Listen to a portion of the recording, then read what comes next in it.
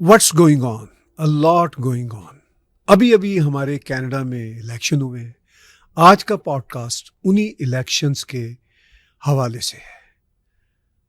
हम tag TV पे कह रहे थे कि लगता यही है, पोल्स के मुताबिक भी और हमारी प्रोजेक्शंस के मुताबिक भी, कि शायद लिबरल मेजॉरिटी सरकार बनाए। मेजॉरिटी से 3-4 सीटें कम पे वो माइनॉरिटी सरकार बनाते नजर आ रहे हैं। अभी तक अनऑफिशियल रिजल्ट्स आ चुके हैं और लगता यही है कि ये ऑफिशियल रिजल्ट्स के आसपास ही होंगे। क्या क्या हम सोचते थे इस इलेक्शन के बारे में, मेरे साथ 3 साथी जुड़े हुए हैं। दर्शन महाराजा जी, बहुत बहुत धन्यवाद। Thank you sir. शुक्रगुजार हूँ आपने समय दिया। गौरव शर्मा जी, गुनीत सिंह जी। थैंक यू जी। और गुनीत जी खास तौर पर वैंकूवर से, ब्रिटिश कोलंबिया से आए हुए हैं, तो हमारे लिए एक अपॉर्चुनिटी थी कि हम इनके साथ बैठें। कनाडा के पॉलिटिक्स पे और इलेक्शंस पे इनकी उसी तरह नज़र रहती है जिस तरह किसी भी कैनेडियन की होती है। Same goes with Gaurav Sharma, same goes with Darshan Maharaja. मेरी भी यही कोशिश है। दर्शन जी, मैं अपने विचारों से बात शुरू करता हूँ।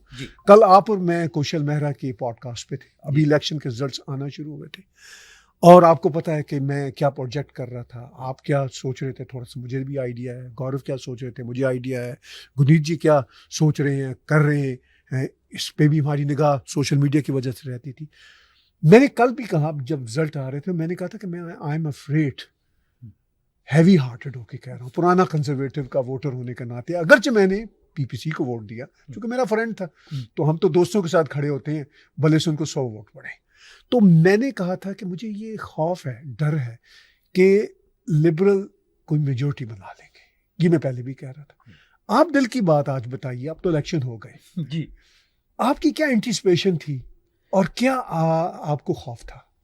मेरी एंटिसिपेशन सर ये थी कि लिबरल को माइनॉरिटी मिलेगी। हालांकि अब ये देख रहा हूँ कि शायद ये मेजॉरिटी तक आ जाएं, क्योंकि उनकी 168 सीट्स थी कल रात तक।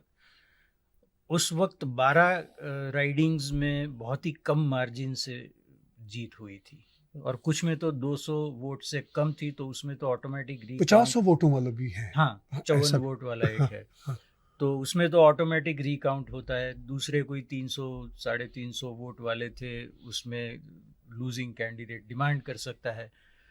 तो शायद उनकी मेजॉरिटी बन जाए। अगर ना भी बने तो एनडीपी की 7 सीटें हैं, ग्रीन पार्टी की 1 सीट है।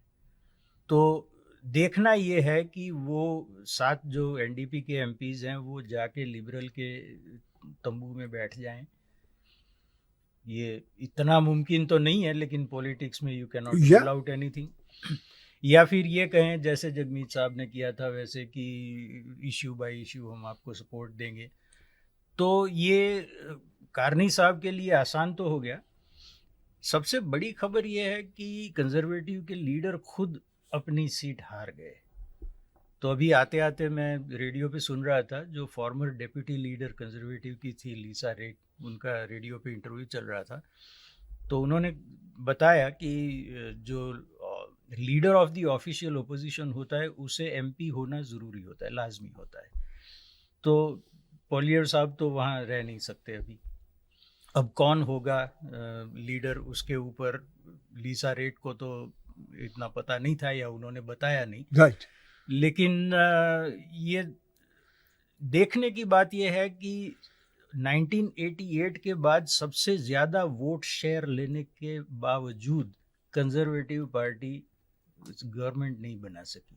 राइट, और लीडर भी नहीं जीत सका। तो उसमें ये जो पोलराइजेशन हो रही है कि left has basically come under the liberal umbrella and right has come under the conservative umbrella. तो हम 2 पार्टी सिचुएशन की तरफ जा रहे हैं unless something changes. Right. Gaurav ji, वही बात जो मैंने दर्शन जी से जानना चाहिए, आपकी एंटिसिपेशन क्या थी और खदशे क्या थे, डर क्या था? सर मेरा डर तो यही था कि माइनॉरिटी गवर्नमेंट वाली जो सिचुएशन है वो दोबारा रिपीट ना हो जाए। आप लिबरल की मेजॉरिटी चाहते थे? तो अब मेजॉरिटी तो हम कॉन्जर्वेटिव्स की ही सोच रहे थे कि उतनी आएगी। हालांकि मैंने पर्सनली पीपीसी को वोट दिया जी। था। क्योंकि इस वजह से नहीं आई। शायद हो भी सकता है, क्योंकि कम से कम मेरी राइडिंग में ऐसा हुआ कि 100-150 वोट्स का डिफरेंस है, और मैं देख रहा था कि पीपीसी कैंडिडेट जो है उनके पास कुछ वोट चले गए, तो मुझे लगता है वहाँ पे 400-500 वोट थे आपकी राइडिंग में। तो हमारी राइडिंग में पीपीसी को कुछ वोट्स गए हैं, जिसकी वजह से हो सकता है कि कॉन्जर्वेटिव जो कैंडिडेट है वो हार गया हो। तो सबसे बड़ा खतरा यही था कि सेम जो पिछले 10 साल से चल रहा है, कम से कम वो तो रिपीट ना हो, कुछ तो फ्रेशनेस आए। Right, of course we were not expecting कि PPC, of course that would have been ridiculous to think, but कम से कम कुछ नया फ्रेश देखने को मिले। अब ये थोड़ा फ्रेश है कि लिबरल्स ऑलमोस्ट अपनी मेजॉरिटी तक पहुंच ही गए हैं। राइट, तो मुझे लगता है कि वो जो बर्डन था उनके ऊपर कि उन्हें एनडीपी को हमेशा अपने कंधे पे ढो के चलना है, that has gone away now, and hopefully liberals will be able to work less under that pressure. Plus क्योंकि अब जगमीत सिंह ने भी रिजाइन कर दिया है, प्लस उसका अनाउंसमेंट कर दिया, मतलब सॉरी स्टेप डाउन करेंगे, and then Pierre Poilievre is not going to be there. Right. So conservatives are also going to be in a flux कि अभी करना क्या है, right, अभी होना क्या है। right, right. So that's my take initially. Yes, yes. Guneet जी बहुत एक्टिव आप कैनेडियन पॉलिटिक्स के सीन में हैं, और ख़ासकर ब्रिटिश कोलंबिया के कॉन्टेक्स्ट में आपकी जो वहाँ पे गहरी निगाह है, ना सिर्फ गहरी निगाह है, आप चीज़ों को मैनूवरिंग करने की एक एक्टिविस्ट के तौर पर, एक जर्नलिस्ट के तौर पर पूरी कोशिश करते हैं। उस कॉन्टेक्स्ट में आपकी एंटिसिपेशन क्या थी और खदशे क्या है? मैंने एक्चुअली में पियर पॉलिएव का कैंपेन से मैं बहुत प्रभावित हुआ था 2.5 साल पहले, जब वो लीडरशिप के लिए एक बार लैंगली में आए थे, लैंगली बीसी में, और बारिश हो रही थी उस समय, बीसी तो बारिश ही होती रहती है, और 400-500 लोगों का एरिया था, और वो हाउसफुल था, और बाहर आई थिंक आधे घंटे के ऊपर की लाइनअप होगी, और हम बारिश में खड़े होके सुन रहे थे उसको। तो मुझे लगा, मैं अपने फ्रेंड के साथ गया था, मुझे लगा कि यार 8-9 साल की जो लिबरल एंटी इनकम्बेंसी को अगर कोई चैलेंज कर सकता है तो वो ये कैंडिडेट है कंजर्वेटिव्स में। And I was hooked on to the conservative campaign, Pierre Poilievre का campaign. I am still of the opinion कि मैंने तो बीसी में एडवांस पोलिंग करके आया, तो मैं तो कंजर्वेटिव वोट किया है, तो मैं तो लिबरल्स को चौथा टर्म देने के लिए I wasn't ready, no amount of conversation can lead me to that. तो मैंने तो उस निगाह से आता हूँ, हालांकि और दिसंबर तक तो सब कुछ ठीक था, कंजर्वेटिव्स लीड भी कर रहे थे, और जब जनवरी में हम आते हैं और डोनाल्ड ट्रंप आते हैं और वो he threw the wrench in the conversation and everything kind of goes upside down. So उनकी जो मूवमेंट पोल्स की हुई है, और हालांकि जब मैं ये कैंपेन आखिरी के कुछ दिनों में लोगों से मिल रहा था, हमारे एक वहाँ पे कैरी लिन फिल्ने हैं, वो अपने इलेक्शन हार गई हैं, वो चीफ विप थी कंजर्वेटिव पार्टी की, साउथ सरी वाइट रॉक से एमपी हैं, तो मैं उनसे किसी सभा में मिला था अभी ये इलेक्शन के टाइम भी, तो कंजर्वेटिव पार्टी में इनसाइडर्स में यही बात थी कि पोलिंग गलत चल रही है, nobody should believe in the polling and we should just continue what you're doing. तो I think they were wrong in that calculation. एक तरह से अपना कॉन्फिडेंस भी बढ़ाने की वाली बात होती है कि डिप्रेशन नहीं होना चाहिए, let's just fight the race as we can, we are winning, ये वो. So I am actually sad the part as a conservative that the party couldn't do as what people expected them to do. हालांकि जैसे दर्शन जी ने कहा कि highest number of votes लेके आए हैं, but not good enough. And ultimately आप voting share बढ़ा भी दो, इट्स ए गुड, ठीक है, आप जाके अपनी लोगों को बोल सकते हो कि हमने बहुत अच्छा परफॉर्म किया है, but ultimately what you put at the report card is what matters, and the report card is seen is at 169 is where liberals are right now, and they will form the majority government, and I think it's a very big setback for the conservatives across the country. It is a big setback for even for the people who, जो लोग इस, जैसे गौरव जी बता रहे थे कि एक freshness की बात है, कि एक चेंज की बात है, तो आई थिंक वो नहीं मिला लोगों को as a conservative. People see that change in Carney, लोग कार्नी में ये चेंज देखते हैं, तो I think it work, I hope it works out, और आई होप कि वो ट्रम्प को मैनेज कर लेते हैं, जो सो कॉल्ड, अब हम आगे बात करेंगे इस बारे में, But I think it is a big setback for the Conservatives in itself. और अब 4 साल फिर से वो opposition में बैठ के they have to learn something. या मैं गुनीत जी आपसे एक बात यहाँ पे जानना चाहूँगा. आपने याद दिलाया हमारे व्यूअर्स को कि वो समय आपको याद है जब लीडरशिप रेस के लिए पीयर आए और आपने सोचा कि यार ये इस बंदे में स्पार्क है, इस बंदे में जान है, बाहर लाइन लगी हुई है, बारिश हो रही है. तो वो आदमी जो 2004 से अपनी सीट जीत रहा था, यंग चैप था उस वक्त, मुझे याद है, और वो 21 साल बाद ऑलमोस्ट हार गया. तब हारा जब वो पार्टी का लीडर था और प्राइम मिनिस्टरशिप की कैंडिडेसी को लीड कर रहा था अपनी पार्टी की तरफ से. तो कितना शॉकिंग है, डिस्पाइट जैसा दर्शन जी ने भी कहा कि वोट परसेंटेज बढ़ा, सब कुछ हुआ, कितना शॉकिंग है ये उसका हारना. मैं एक यूट्यूबर हैं, कंजर्वेटिव पॉडकास्टिंग यूट्यूबर कर रहे हैं, वो अभी एक हफ्ते पहले ही वो डोर नॉकिंग कर रहे थे ऑटवा में, पीयर की राइडिंग में ही कर रहे थे कार्ल्टन में. तो उससे मैं पूछ रहा था, तो मैंने कहा कि क्या मतलब what do you think, what are you hearing. He is from Alberta. कह रहा है कि एवरीथिंग इज़ फाइन, पीयर ये तो सीट में कोई प्रॉब्लम नहीं है. और यहाँ तक कि सारे कंजर्वेटिव्स ये मानते थे कि जो टोरंटो स्टार में जो आर्टिकल आया था कि peer is losing his seat, ये सब हिट जॉब है लिबरल्स की और ये ऐसा नहीं हो सकता. तो why I am saying this कि it is absolutely shocking for a conservative to आपकी उसको वो बात सुने कि हाँ पीयर अपनी सीट हार गया 20 साल से जो हार गया है. तो ये एक as a conservative it's a very shocking believe to see that आपका लीडर, आप वो पहली बार प्राइम मिनिस्टरशिप के लिए लड़ा और उसने 25 पॉइंट्स की लीड भी कैंपेन ने देखी, उसके बावजूद इतनी पॉपुलैरिटी के बावजूद वो हारा है. आने से पहले मैं जब मैं ओंटारियो बीसी में था तो मैं उसकी सरी के बाहर, सरी और लैंगली के बॉर्डर पे उसकी रैली हुई थी, पहली रैली. 6,000-7,000 बहुत बड़ा हुजूम था. अभी 2 दिन पहले मैं ओकविल में था, जब ओकविल की रैली देखी वहाँ भी हुजूम आया हुआ था, भरे पड़े हैं लोग. दोनों ओकविल की राइडिंग्स हारे हैं, वो भी बहुत मार्जिन से. राइट. ओकविल वेस्ट तो बहुत बड़े मार्जिन से हारे हैं. So I think there is a big disconnect between again I think popularity में और राइडिंग नॉमिनेशन और राइडिंग विनिंग में. Right. आई थिंक वो बहुत बड़ा डिस्कनेक्ट लोगों को अब देखने को मिला है. राइट. गौरव जी, आप ब्रैम्पटन की ऐसी राइडिंग में रहते हैं जहाँ पे बहुत थोड़े मार्जिन के साथ लिबरल की लड़की जीती है जी. और ब्रैम्पटन को जनरली अगर आप देखें तो हब है हम साउथ एशियन का और फिर ख़ास तौर पर पंजाबियों का, गुजरातियों का एक बड़ा हब है.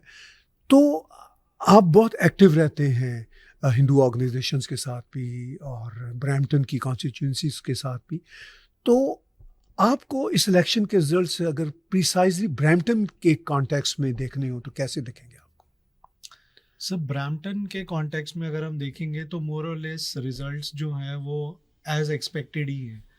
और अगर कहीं पे कोई जीत या हार का मार्जिन है वो कोई बहुत ज़्यादा ऊपर नीचे नहीं हुआ है.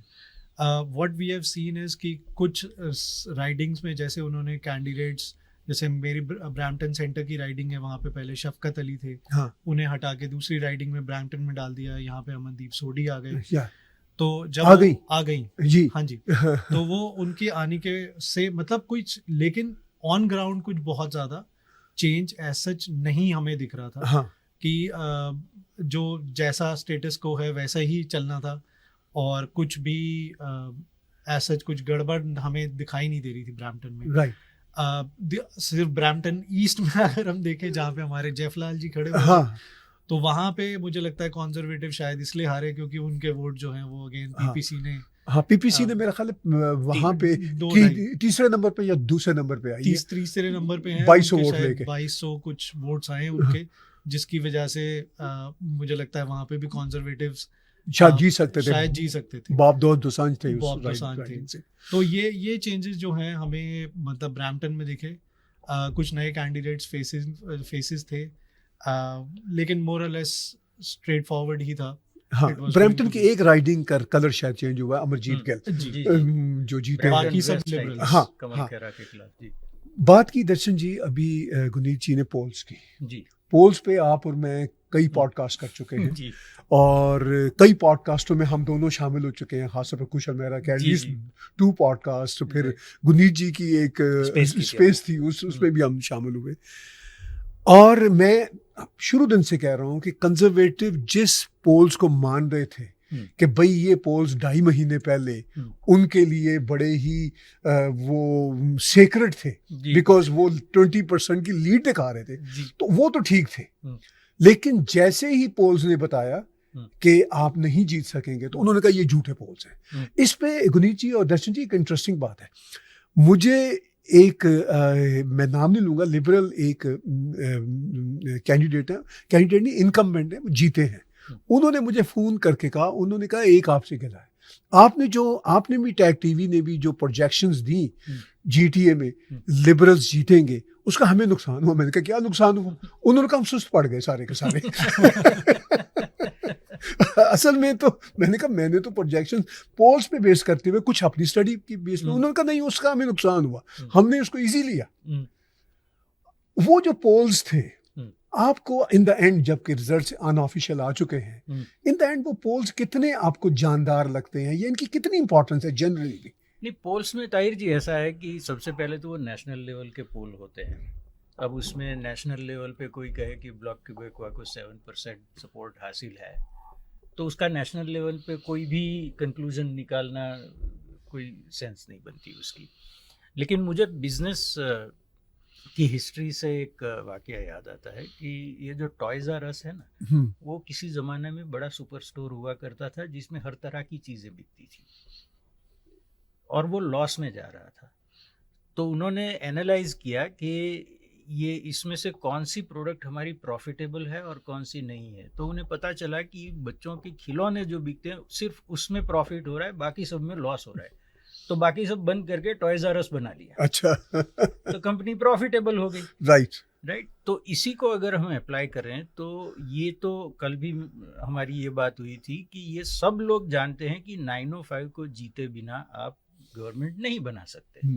ये टॉयज आर अस है। हाँ, ये टॉयज आर अस है। कैनेडियन पॉलिटिक्स का टॉयज आर अस 905 एरिया है। बिल्कुल ठीक है।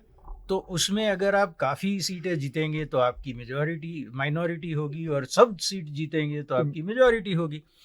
तो उसके ऊपर इन्होंने तवज्जो नहीं दी। राइट। जो बिजनेस माइंड होना चाहिए, जो कि कंजर्वेटिव से हम एक्सपेक्ट करते हैं। राइट। कि भाई कौन सी राइडिंग में, आपने पहले ये जिक्र किया था कि उनके कंजर्वेटिव पार्टी के किसी बंदे ने आपको कहा था कि हमने यहाँ पर इस बंदे को कैंडिडेट बना लिया क्योंकि वो विनेबल नहीं है। बस पहले से तय कर लिया। हाँ, तो विनेबल है ही नहीं। हाँ, तो किसी को भी खड़ा कर दे। आप हारेंगे ऐसा मानकर तो नहीं चल सकते ना। इंडिया ने पहला वर्ल्ड कप कैसे जीता था 83 में? कि भाई जब वहाँ प्रेस कॉन्फ्रेंस हुई और कपिल देव ने कहा कि we are here to win, तो लोग हंसे थे बाकायदा, मतलब फिजिकली दे लाफ्ड। और एक रिपोर्टर ने ये भी कहा था कि ये नहीं जीत सकते और अगर जीतेंगे तो I am willing to eat my words. फिर बाद में उसकी जो अल्फ़ाबेट थी उसका वो सूप बना के फिर उन्होंने खाया भी था। अच्छा। राइट। तो वो man of his word. I have to keep my word, I am eating my words now. वो उसकी वीडियो भी है। ठीक है ना। तो वो जो एनालिसिस होनी चाहिए, पोल्स को एक तरफ छोड़े। राइट। क्योंकि वो तो नेशनल लेवल पे होता है। You have to drill down on the riding. Right. कि इसमें कौन सी कम्युनिटी कितनी ज़्यादा वोट करती है, उस कम्युनिटी को जीतने के लिए हमें क्या करना होगा। जैसे मिलानी जोली जब फॉरेन मिनिस्टर लास्ट टर्म में, उनका वो बहुत ही इनफेमस स्टेटमेंट है जो उन्होंने डॉन मार्टिन को किया था कि look at the demographics of my riding. Right. तो अगर वो कर सकते हैं तो आप पॉजिटिव तरीके से भी कर सकते हो। मैं ये नहीं कह रहा कि हर तरह का जायज़ होता है। राइट। पॉजिटिव तरीके से करें, वो नहीं किया। और अगर 905 पे आपकी तवज्जो नहीं थी तो फिर आप उम्मीद करें कि हम जीतेंगे क्योंकि नेशनल लेवल के पोल्स में हम 20% आगे हैं, तो वो तो बेतुकी बात हुई। राइट। बिल्कुल आपने ठीक कहा। कनाडा के इलेक्शन अमेरिका के इलेक्शन की तरह थोड़ी हैं कि प्रेसिडेंट ट्रंप बनेंगे या कमाला हैरिस बनेगी। यहाँ पे तो इंडिविजुअल राइडिंग से आपको एमपी बनना है, फिर आप अपने लीडर को प्राइम मिनिस्टर बना सकते हैं। या वहाँ तो अमेरिका में 1-on-1 मुकाबला, यहाँ 343 to 343 मुकाबला है। राइट। ये मुश्किल इलेक्शन है, बिल्कुल। जिस तरह भारत में होते हैं उस तरह की सिचुएशन। गौरव जी, सिचुएशन ये है कि मैं ये एंगल भी लाना चाहता हूँ कि आप हिंदी टाइम्स भी निकालते हैं और हिंदू कॉज के लिए आपका एक बहुत योगदान है। हिंदू कैंडिडेट्स के साथ लिबरल का भी देख लीजिए जो सलूक हुआ, जिस तरह चंद्रा आर्य जी को निकाला गया, उसी राइडिंग से आज हमारे प्राइम मिनिस्टर इलेक्ट हुए मार्क कार्नी। कंजर्वेटिव से बड़ी होप थी हिंदू कम्युनिटी को। हमने तो अपने सारे अंडे जैसे हैं ना एक ही बास्केट उनकी बास्केट में डाल दिए थे कि लो भाई हम तुम्हारे साथ हैं बस। राइट। उन्होंने यूं टेकन फॉर ग्रांटेड लिया, उन्होंने उठा के बंदे हमारे बाहर फेंके। ब्रैम्पटन में ये प्ले हुआ है कि जैसे जफलाल की आपने बात की, मतलब वो शायद अगर ना खड़े होते वहां पे पीपीसी का कोई भी कैंडिडेट ना होता तो शायद बॉब दोसान जीत जाते। बिल्कुल। और भी राइडिंग्स हैं, जैसे आपकी अपनी मिसागा सेंटर की राइडिंग है, सॉरी ब्रैम्पटन सेंटर की जो राइडिंग है उसमें से भी जो बच्ची जीती है शायद कुछ 100-150 वोटों से जीती है, परहैप्स, ठीक है ना। और जो पीपीसी के कैंडिडेट को शायद 400-500 वोट में। इस सारी सिचुएशन में ये फैक्टर आपको जो हिंदू वोटर्स का फैक्टर है वो कितना दिखता है? सर इसके मुझे लगता है कि इसके थोड़े डिफरेंट एस्पेक्ट्स भी हैं। एक तो हिंदू कम्युनिटी अक्सर जो है वो रिएक्टिव है। हम हर बात पे रिएक्शन देना शुरू कर देते हैं। अब अगर हम स्टार्ट करते हैं चंद्रा आर्य जी के केस से, चंद्रा आर्य जी को जिस वजह से निकाला गया, he was clearly out of line for in terms of liberal parties overall perspective। तो उनकी एक रीज़न जो लिबरल पार्टी ने, खैर ऑफिशियली तो वो कभी भी अनाउंस नहीं करेंगे कि उन्होंने किस वजह से उनको निकाला, लेकिन हम सब जानते हैं उनको किस वजह से निकाला, क्योंकि वो काफ़ी खालिस्तानी एक्सट्रीमिज़म के अगेंस्ट बोलते रहे। एंड आई थिंक वो बिल्कुल एकदम एक्सट्रीम उसमें हो गया। फिर उसके बाद जब हम कॉन्जर्वेटिव कैंडिडेट्स की बात करते हैं, जैसे आपने कहा कि वो we are putting all the eggs in one basket, तो वो एक रिएक्शन था कि अब हम तुम्हें नहीं देंगे, अब हम सारे जो है ना कॉन्जर्वेटिव्स को वोट दे देंगे या कॉन्जर्वेटिव्स कैंडिडेट्स के पीछे खड़े हो जाएंगे। अब उसमें भी 3-4 बैक टू बैक हमें रिजेक्शंस मिली। इटोबिको नॉर्थ में मेरे ख्याल डॉन पटेल थे, इधर रुचि वाली को नॉमिनेशन नहीं मिला, कुछ और भी ऐसे नाम थे, केशव मंदादी जी। तो इस तरीके के और भी ऐसे कैंडिडेट्स थे जिनको कंजर्वेटिव पार्टी ने भी उस तरीके का लीवरेज नहीं दिया। राइट। तो अब ये एक और अप्रोच जो है हिंदू कम्युनिटी में, जो मुझे ऐसा लगता है कि हम टॉप अप्रोच चाहते हैं, टॉप डाउन, वेयर वी से कि हमारा कैंडिडेट आएगा और वो हमारी आवाज़ रखेगा। जो already, I am sorry to interrupt you, जो ऑलरेडी मौजूद है वो तो आवाज़ उठाते नहीं है। लेकिन हमारे कुछ लोग ऐसा सोचते हैं कि हमारा कैंडिडेट आएगा, जबकि जो दूसरी कम्युनिटीज़ हैं, they work the other way around. They build the system and then irrespective कि कैंडिडेट हमारा है या नहीं है, वो सामने वाला हमारी बात सुनेगा।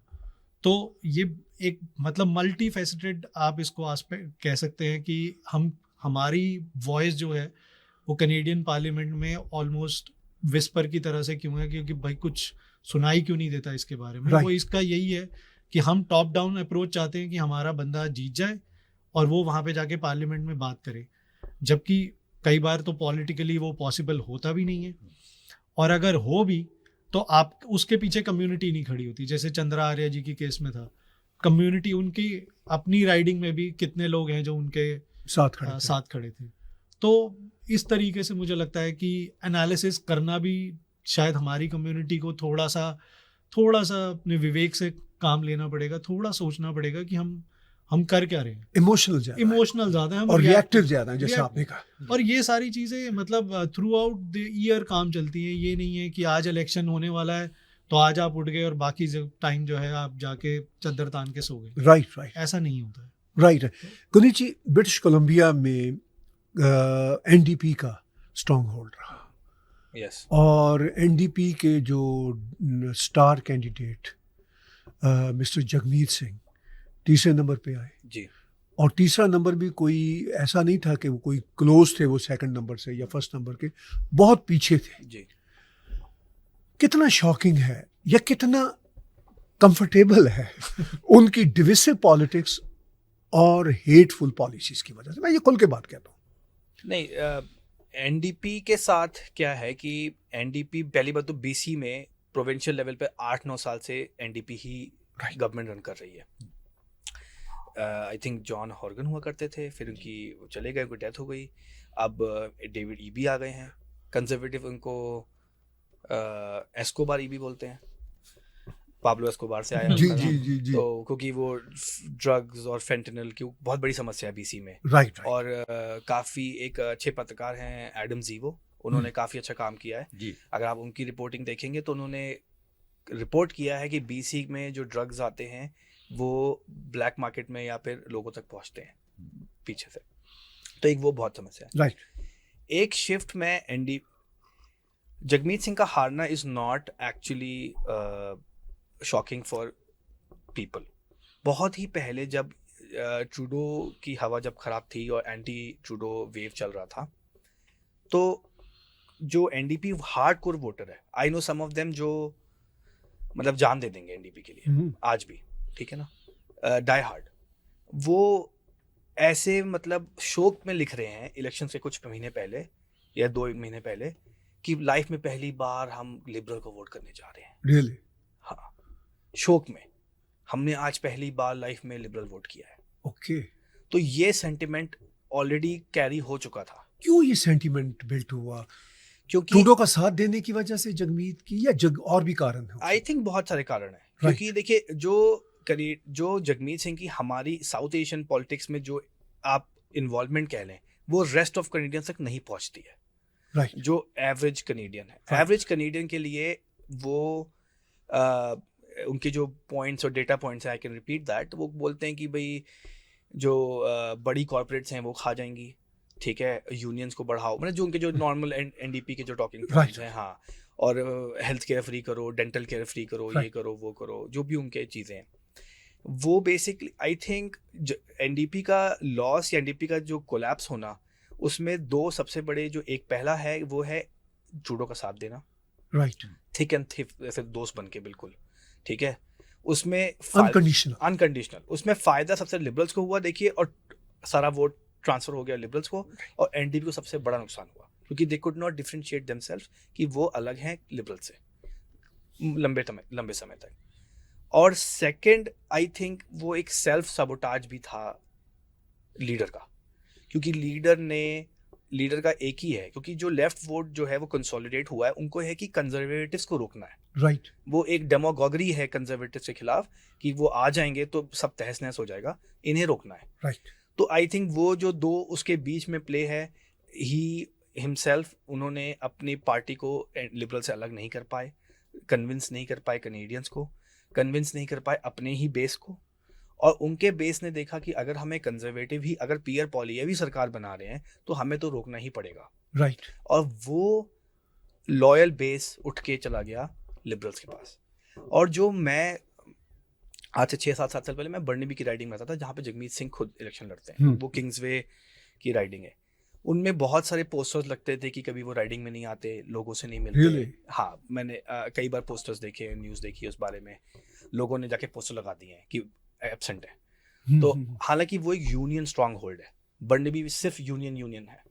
Okay. और अगर आप देखें कि अगर आप उसको बीसी कंजर्वेटिव्स में भी बीसी में इलेक्शंस हुए थे अक्टूबर में, अगर आप उसमें भी देखें तो सारा जो वहाँ पे भी क्या हुआ कि एनडीपी का वोट, लेफ्ट वोट कंसोलिडेट हो गया, क्योंकि जो बीसी यूनाइटेड, जो बीसी लिबरल पार्टी थी, उसने इलेक्शन के 2 महीने पहले पार्टी बंद कर दी। ओके। और सारा वोट कंसोलिडेट हो गया, और बर्नबी, वैंकूवर और सरी की 4 राइडिंग्स और विक्टोरिया, ये सारा कुछ एनडीपी में ट्रांसफर हो गया। और एनडीपी ने थिन मार्जिन से 4 एमएलए के एक्स्ट्रा, मतलब कंजर्वेटिव के आई थिंक 44 या 42 आए थे, इनके 48 और 2 ग्रीन के, तो इन्होंने सरकार बना ली फिर से। राइट। तो कहने का मतलब मेरा ओवरऑल यही है कि आई थिंक जो लोगों से एक्सपेक्टेड था कि एनडीपी पुअर परफॉर्म करेगी, और यही सबसे बड़ी कंजर्वेटिव्स को भी सबसे बड़ी एक मैं कंजर्वेटिव की बहुत बड़ी लीडर हैं, उनसे मेरी बात हुई थी आज से 1 साल पहले, और उनको मैंने पूछा था कि आप तो पोलिंग में समय तो आप लोग तो बहुत हाई हैं, तो क्या चल क्या रहा है, मतलब आपके माइंड में क्या चल रहा है, राइट। तो फियर क्या है, एक्चुअली फियर क्या है, इस समय क्या फियर हो रहा है। Yeah. तो उन्होंने बोला कि सबसे बड़ा फियर है कि अगर एनडीपी 10% के नीचे जाएगी तो हम नहीं जीत पाएंगे। राइट। और वो बात सच हो गई। Yes, yes. क्या फ्यूचर है गुनीत जी जगमीत सिंह का? I think is a good activist, और अपने कॉज के लिए जो एक्टिविज्म कर रहे हैं आई हाँ। थिंक अब वो बढ़ा चढ़ा के करेंगे, अब उनके पास पूरा टाइम है। पॉलिटिक्स में आएंगे वापस? I don't think so, I don't think so. I think उनके पास, उन्होंने आई थिंक एक अपनी जो आइडियोलॉजी है जिस पे वो काम करते हैं, राइट। आई थिंक वो उसी पे ही टिकेंगे, उसी को बढ़ाएंगे, उसी को आगे एम्पावर करेंगे। मुझे ये भी पता था कि जब एनडीपी जब अक्टूबर में बीसी में इलेक्शंस लड़ रही थी, तो कैंडिडेट सिलेक्शन में भी जगमीत सिंह की पार्टी में ऊपर से लीडरशिप से कैंडिडेट नॉमिनेशंस प्रोविंशियल लेवल पे भी इन्फ्लुएंस हो रहे थे, right. Which is a big thing. देखिए जिस स्टूडियो में हम बैठे हुए हैं ये उनकी पुरानी राइडिंग हुआ करती थी, Okay. जब वो क्वींस पार्क में ठीक है, एमपीपी की हैसियत से गए थे। ठीक है। मैं उनसे मिला कई बार, और मैं तब मिला जब मुझे उनके विचारों का पता नहीं था। जी, बड़े चार्मिंग, या बड़े वेल स्पोकन, ओ या बहुत बढ़िया पंजाबी, अंग्रेजी, फ्रेंच बोलने वाले, अच्छे सोफिस्टिकेटेड इंसान लगे। बाद में when I came to know about his activism, जो आपने बात की, मैं इसके बारे में ज़रूर आपसे जानना चाहूँगा। आपने कहा कि वो एक्टिविज्म करेंगे, तो मैंने कई बार ट्विटर पे भी लिखा कि जगमीत जी हम तो पुराने आपके वाकिफकार हैं, हम ये नहीं समझते थे कि आप इंडिया ऑब्सेस्ड निकलेंगे।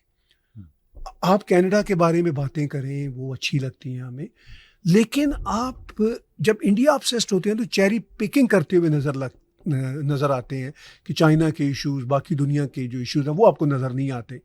तो ये किस तरह की एक्टिविज्म करते आपको नज़र आएंगे? ये पर्सनल आइडियोलॉजी और पर्सनल एक्टिविज्म इज सुपरसीड्स पार्टी के गोल्स, कैनेडियंस के जो अच्छे हैं, अच्छे उनके जो हित में है, जो उनके लिए अच्छा है, वो ये सुपरसीड करता है। क्लियर एविडेंट, इसमें कोई राइट दिनों रात का कोई अंतर है, राइट ठीक है ना, कि उनकी एक्टिविज्म, उनकी ideology supersedes everything else. Right India, इस कॉन्टेक्स्ट में मैं आपको एक चीज़ बताऊं, जैसे आजकल कल्चरल एक बहुत बड़ी बात है कि अमेरिकन पॉलिटिक्स में बोलते हैं TDS, Trump derangement syndrome. Right right I think he suffers from Indian derangement syndrome.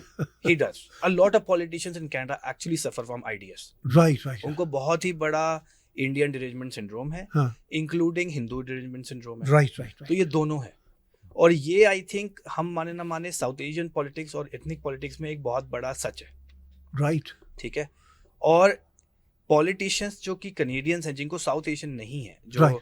हमारे कल्चर से नहीं आते हैं, आई थिंक उनके लिए ये एक ऐसा मुद्दा कॉम्प्लेक्स कर दिया गया है कि वो समझ नहीं पा रहे हैं, राइट हालांकि इतना कॉम्प्लेक्स है नहीं, राइट राइट ठीक है ना। India is a big market, Canadians को जॉब्स चाहिए, we need to grow economy. बहुत सिंपल फास्ट आपको एजेंडा लगाने हैं राइट कि भाई हमें जॉब्स देखनी है, हमें पीपल टू पीपल टाइज चाहिए, हमें ये देखना है कि कनाडा, हालांकि उसमें एक सबसे बड़ा जो निज्जर की किलिंग के बाद जो एक भूचाल उठा था पॉलिटिक्स में, आई थिंक उसका एक बहुत बड़ा फैक्टर है। बट मुझे तो लगता है कि वो फैक्टर भी ओवर प्ले किया गया है बहुत ज़्यादा, और वो सारा का सारा इंडियन डिरेंजमेंट सिंड्रोम जो डाल रहे हैं पॉलिटिक्स में। Right unless and until politicians अपना सुबह उठ के धूप में ग्रास पे नहीं चलेंगे, उनको घास पे चलने के बाद वो अपनी होशो आवाज़ नहीं लाएंगे, विटामिन डी की डोज नहीं बढ़ाएंगे, तो उनको नहीं समझ में आ सकता कि उनको कैसे इंगेज करना है इंडियंस के साथ और जो साउथ एशियन कम्युनिटी है उसके साथ ओवरऑल। जी, बात इस पे हो रही है, प्राइम मिनिस्टर मोदी ने कंग्रेचुलेट किया है प्राइम मिनिस्टर मार्क कार्नी को री इलेक्ट होने पे जी। और ऑलरेडी लोएस्ट लेवल पे है इंडिया और कनाडा की रिलेशनशिप। अब हम इंडिया इंडिया इंडिया इंडिया कर रहे थे, जो IDS की वो बात कर रहे हैं। अब जब से प्राइम मिनिस्टर मार्क कार्नी के आने से पहले ही, जब इवन ट्रूडो थे और ट्रंप ने ऑफिस संभाला, तो हमारे ऊपर अमेरिका की तलवार लटक रही है। तो अब हम इंडिया इंडिया करने की बजाय अमेरिका अमेरिका अमेरिका कर रहे हैं। आपको लगता है कि अब जैसा कि कंग्रेचुलेशन का एक ट्वीट आया प्राइम मिनिस्टर मोदी की तरफ से, he is probably one of the first few world leaders जिन्होंने कंग्रेचुलेट किया है, और कुछ हमें सुनने को मिल रहा है कि बैकडोर कुछ बातचीत भी चल रही है। तो आपको कितना बड़ा फैक्टर लगेगा आइंदा के कैनेडियन गवर्नमेंट के पॉलिटिकल सीन में इंडिया का? सर, इसमें इशू में हम थोड़ा सा अगर हम पीछे नज़र डालेंगे तो 2023 में जब एलिगेशंस लगे ट्रूडो गवर्नमेंट ने इंडिया पे फॉरेन इंटरफेरेंस के एलिगेशंस लगाए, क्रेडिबल एलिगेशंस जो कभी प्रूफ नहीं हुए। उसके बाद से उसके बाद उन लोगों ने कॉन्सुलेट में स्टाफ को निकाला, फिर जो हाई कमिश्नर थे उनको भी निकाला उनके साथ, फिर इंडिया ने रेसिप्रोकेट किया। लेकिन हम नोटिस ये करेंगे उसके बावजूद भी इंडियन गवर्नमेंट ने रिलेशनशिप को बिल्कुल ठप नहीं होने दिया। जैसे कि दो नेशंस में ऑफन ऐसा इट्स पॉसिबल कि अगर डिप्लोमेसी इतने नीचे लेवल पे चली गई है कि आपने कौंसल जनरल को निकाल दिया है तो उसके बाद रिलेशंस बिल्कुल नीचे आ जाते हैं। राइट। तो इंडिया ने बहुत उस टाइम पे काफ़ी मैच्योर्ड जो है वो डिसीजंस लिए और Right. उस लेवल पे रिलेशन को नहीं नीचे किया। जैसे कैनेडियन पेंशन बोर्ड की investment billions of dollars Yeah. की इंडिया में है, पीपल टू पीपल टाइज हैं, ट्रैवल है, इस तरीके की कोई भी रिस्ट्रिक्शन जो है वो छोटा मोटा बीच में OCI का ड्यूरेशन आया था जिस टाइम पे OCI इशू करने बंद किए थे, but that was just a reciprocal. But other than that India has behaved very maturedly in this relationship. Now given the factor कि अभी ट्रम्प जो है he is going to support India big time आगे आने वाले महीनों और सालों में, so I think Canada will also try to follow suit. Maybe उस लेवल पे शायद हम नहीं देख पाए, एटलीस्ट आउटवर्डली शायद हमें दिखाई ना दे उतना, बट मुझे लगता है कि बैकडोर धीरे धीरे धीरे थोड़ा सा वो बेटर करने की कोशिश करेंगे, क्योंकि कनेडियन इंटरेस्ट जैसे पैसिफिक ओशन में भी हमारे हैं, we have military interest as well. So जो without Indian presence it's not possible. Right. Now because now we are going to have a majority government and we do not have the burden कि Maybe majority government, लेकिन मतलब minority भी जो है वो भी majority की वो तरह मेजोरिटी है, 2-3 सीटों का हम हाँ. इतना नहीं मानते। तो वो उस कॉन्टेक्स्ट में अगर हम देखेंगे तो मुझे लगता है कि Mark Carney will try to improve relations, क्योंकि उनके बहुत ट्रेड बहुत बड़ा फैक्टर है। राइट। इंडिया जैसे गुनीत ने कहा हाँ. कि बहुत बड़ी मार्केट है। फिर military expenditure, we can have technology transfer from Canada to India, right. क्योंकि काफ़ी चीज़ों में कनाडा ऊपर है। फिर कनाडा की अपनी ऑयल प्रोडक्शन है and India is can be a big consumer for that. तो इस तरीके के अगर चीज़ों को देखेंगे so they will definitely try to better relations with India. Darshan ji, India factor आपसे भी मैं जानना चाहूँगा। इंडियन इंटरफेरेंस हम बहुत सुन रहे हैं, खासतौर पर प्राइम मिनिस्टर ट्रूडो ने सितंबर 2023 में जब एक बॉम्ब शेल अनाउंसमेंट पार्लियामेंट के अंदर की थी, तब से वो इंडिया घुस गया हमारे कैनेडियन परसेप्शन के मुताबिक कनाडा के अंदर। आप इसको आगे मूविंग फॉरवर्ड कैसे देख रहे हैं? मेरे हिसाब से ट्रूडो साहब ने जो किया वो बहुत ही इमेच्योर था, क्योंकि ऐसी बात ऐसे खुलकर नहीं करते। वो उन्होंने और एविडेंसेस भी नहीं थे पूरे से। एविडेंस अब तक नहीं है। और ये नैरेटिव बन गया है कि इंडियन गवर्नमेंट कैनेडियंस को कनाडा में मार रही है। उसको आप डिफीट नहीं कर सकते। The only way it can be defeated is के कार्नी साहब अगर उसकी परवाह ना करें। लगता है नहीं करेंगे परवाह। उनका बिजनेस का जो बैकग्राउंड है ना, राइट, उसमें मेरे ख्याल से ये उनकी इंक्लिनेशन ज़्यादा होगी। और ऊपर से ट्रम्प की तलवार लटक रही है ऊपर से। हाँ, ये बहुत ही इम्पोर्टेंट पॉइंट कहा आपने कि एक बना बनाया सा डर, उसको हटाने के लिए एक सच्चे डर की ज़रूरत होती है। राइट कि भाई आप इंडिया कर रहे थे, आपको शेर आया और एक दिन वो आ गया लेकिन वो कहीं और से आया राइट, कहीं और से आया। तो अब आप वो जो पुराना वाला बनावटी शेर जो था उसको भूल के असली शेर का सामना करें। ठीक है ना। अब इसमें इन्होंने जो बात कही, पहले तो गुनीत जी की बात की मैं तस्दीक करूंगा, क्योंकि फेसबुक के एक NDP के वॉलंटियर ग्रुप की डिस्कशन मैंने देखी थी। राइट। और उसमें यही कह रहे थे कि इस बार ज़िंदगी में पहली बार ना हम NDP को वोट करेंगे, ना उसके लिए वॉलंटियरिंग करेंगे, जब तक ये पार्टी सही रास्ते पर वापस नहीं आती। क्योंकि वो उनकी एक आइडियोलॉजी है। Of course. उससे कहाँ तक आप हट सकते हो, ये तो कहीं और ही चलने लगे थे। हाँ। तो उनका जो सेल्फ इमोलेशन मैं कहता हूँ वो तो समझ में आता है। कार्नी साहब पर वापस आए तो ही विल हैव टू, क्योंकि जो सबसे बड़ी इकोनॉमी और ग्रोइंग इकोनॉमी। Right. बड़ी तो हमारी भी है लेकिन Right. ग्रोइंग नहीं है। राइट राइट ठीक है, तो वो ग्रोइंग इकोनॉमी में वो अब हमारे जो ऑयल एंड गैस की जो एक्सपोर्ट है वो कर पाएंगे या नहीं, उसके ऊपर एक बहुत बड़ा सवालिया निशान है, क्योंकि आपको पाइपलाइन क्यूबेक के थ्रू ले जानी है, राइट वो तो नहीं होने देंगे। पैसिफिक से अगर आप ले जाने की कोशिश करो तो उसमें कॉस्ट बढ़ जाती है। तो there are so many factors, right but he will definitely try. और जिन आइडियोलॉजिकल इंटरेस्ट ग्रुप्स का ट्रूडो साहब के ऊपर इतना बड़ा होल्ड था, राइट कार्नी साहब ओज them nothing, right and he has this huge pressure from US, जिसको डिसिपेट करने के लिए या डाइल्यूट करने के लिए उन्हें कहीं और जरिया निकालना होगा। So he will have more reason to reestablish good ties with India. अब Right. कितनी हद तक कर पाते हैं, क्योंकि ये जो निज्जर की किलिंग का मामला है वो और कोई नहीं तो हमारा मेन स्ट्रीम मीडिया भी उसके नगाड़े बजा सकता है। Right so how far he is able to tackle internally, वो उसके ऊपर डिपेंड है। मुझे कल कोई भारत से दोस्त पूछ रहे थे कि आपकी नई सरकार अब जो भी बन रही है, क्योंकि रात को लेट बात हो रही थी तब तक रिजल्ट्स कुछ सामने आ गए थे, तो कहने लगे आपने, मुझे वो कहने लगे कि आपने कोई 2 साल पहले जब ये ट्रूडो ने सब कुछ शुरू किया, ऑलमोस्ट 1.5-2 साल पहले कहा था कि भारत इंडिया के रिलेशनशिप ठीक होते मुझे कई सालों तक नज़र नहीं आते। तो अब क्या सिचुएशन है? मैंने कहा अब मुझे नज़र आने शुरू हो गए हैं। ये अब मैं ये राउंड को कंक्लूड करते हुए, आज के पॉडकास्ट को कंक्लूड करते हुए, गुनीत जी आप कुछ कहना चाह रहे हैं? पहले वो सुनता हूँ, फिर मैं एक बात भी आपसे हाँ, पूछूंगा। ऑफ कोर्स मैं कार्नी के इस मैटर पे ही बात करना चाहता जी। हूँ। कार्नी कम्स फ्रॉम ब्रुकफील्ड, जो कंपनी है Right, Brookfield asset management. Right I am not sure the number, but $300 million plus पैसा भारत में लगा हुआ है ब्रुकफील्ड का। सम से couple billions even, I could be wrong, Right, those are higher numbers, Right, ठीक है ना। तो और वो बैंकर भी हैं और वो बड़े बड़े एडवाइजरी बोर्ड पे बैठे हैं, तो जब पैसे की गेम होती है तो फिर ऐसा ही होता है। तो फिर ट्रांजैक्शनल रिलेशनशिप अपने आप शुरू हो जाती हैं। एक सबसे बड़ी आई थिंक कनेडियन पॉलिटिक्स में जो बहुत ही अंडर कवर मतलब रेस रिपोर्टेड हुई है, वो ये है कैंपेन के आई थिंक 3 या 4 मार्च को, नहीं 9 मार्च को कार्नी ने सीटीवी पे आके कहा था कि we want to rebuild relationship with India. Right ये कवर हुआ था सीटीवी पे।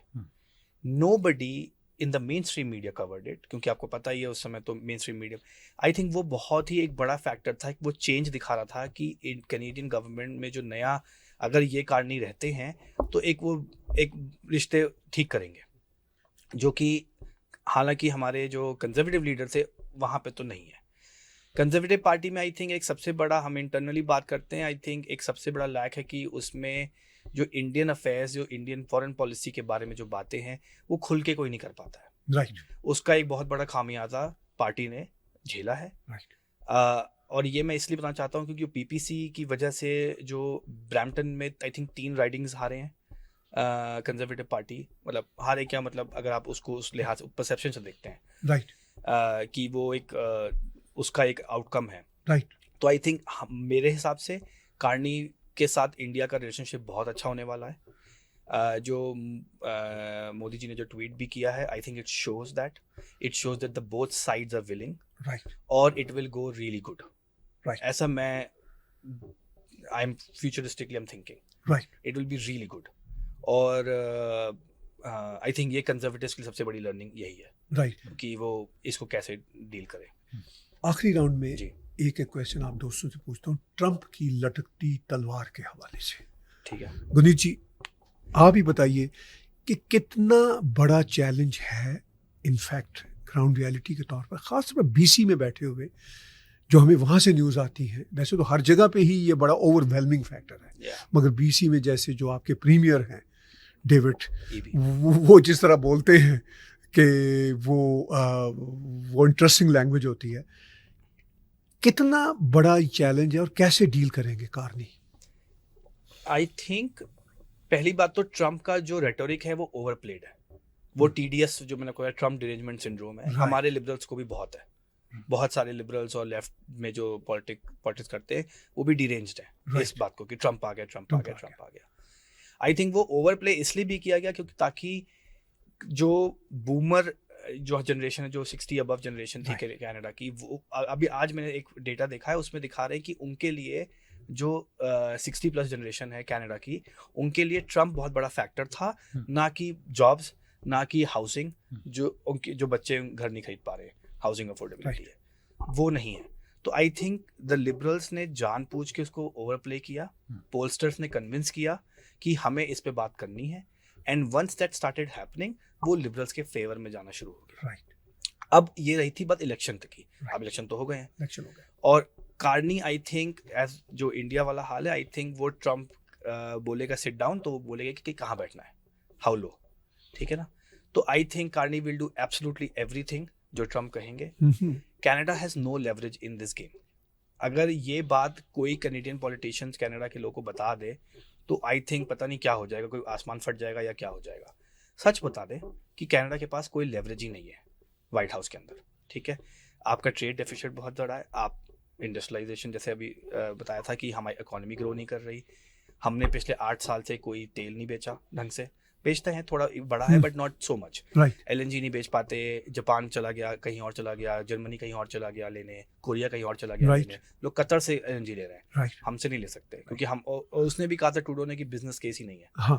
तो कहने का मतलब ये है कि I think Carney will do whatever Trump will tell him to do, और ये रिश्ते वहाँ पे ठीक हो जाने वाले। और जितनी भी लिबरल मीडिया जो इस समय ट्रम्प कर रही है वो कुछ नहीं कहेगी, वो सब कहेंगे Carney is the greatest sharpest mind. आप देखिएगा मेरी बात पे। राइट, बड़ा इंपॉर्टेंट नुक्ता आपने किया पेश। गौरव जी, आप इस एंगल को कैसे देखते हैं? सर मुझे तो लगता है कि कंजर्वेटिव की अगर हम हार देखें तो वो जो है they should thank Trump for that, and अगर हम कंजर्वेटिव्स को इसी लिहाज से भी उनके कैंपेन को भी हम नोट करें तो उन्होंने काफ़ी टाइम पर्सनली और पॉलिटिकली ट्रूडो को काफ़ी देर तक अटैक किया।